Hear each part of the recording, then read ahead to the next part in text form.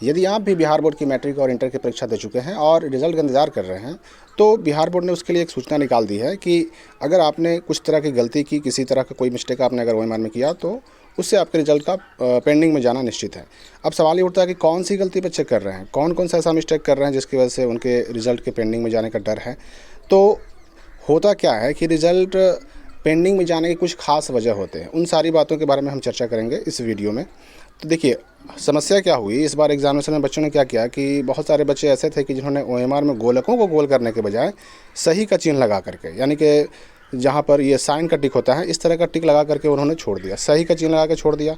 अब ज़रा बताइए कि इस तरह से उनका वो आंसर तो चेक ही नहीं होगा। इसके अलावा एक और गलती बच्चे क्या कर रहे थे कि बहुत सारे बच्चों ने नाखून का इस्तेमाल किया है, बहुत सारे बच्चों ने पेंसिल से भरा है, ओएमआर को पेंसिल से भरा है, जबकि पेंसिल से भरना बिल्कुल मना था। क्रमवार गलती कर रहे हैं। क्रमवार गलती का मतलब कि सीरियल नंबर से अपना ओएमआर में जो जो भरना था वो गलती कर देना, वो सही से नहीं भर रहे हैं।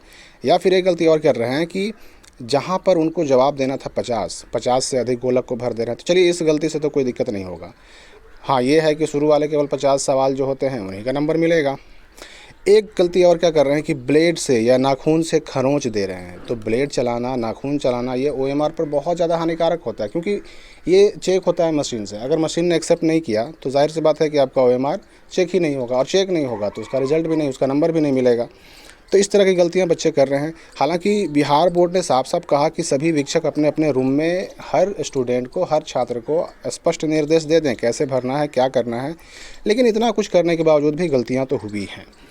तो ये हो गया ओएमआर की बात। ओएमआर में गलतियां किस तरह के बच्चे कर रहे थे, उनसे क्या होगा।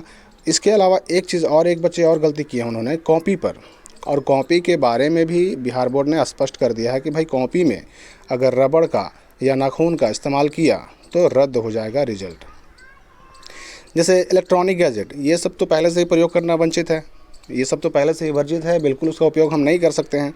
लेकिन अगर वाइटनर लगाते हैं बच्चे, वाइटनर लगाते हैं, या फिर मान लेते हैं कि रबड़ का इस्तेमाल करते हैं, तो इरेज़र का इस्तेमाल करते हैं, वाइटनर हो या रबड़ हो या इरेज़र, नाखून, ये सब भी अगर कॉपी पे इस्तेमाल करते हैं तो उनका रिजल्ट रद्द कर दिया जाएगा, ऐसा बिहार बोर्ड ने स्पष्ट कह दिया है।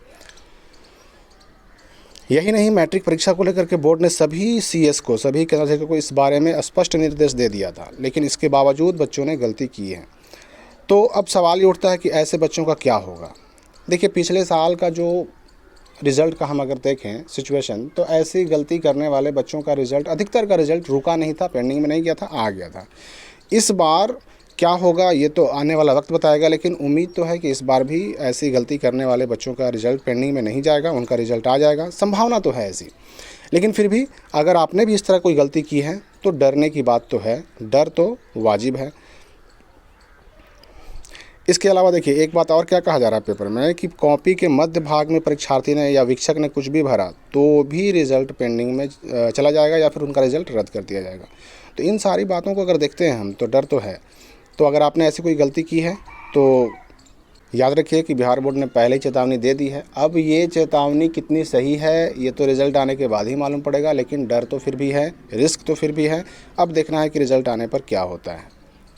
तो चलिए, इस वीडियो के लिए हम फिलहाल इतना ही बात करेंगे। अगले वीडियो में हम देखेंगे कुछ नई अगर सूचना आपके लिए आती है मैट्रिक या इंटर के रिज़ल्ट को लेकर के, बिहार बोर्ड के सूचनाओं से संबंधित, तो उस वीडियो में आपको उन सारी बातों से अवगत कराया जाएगा।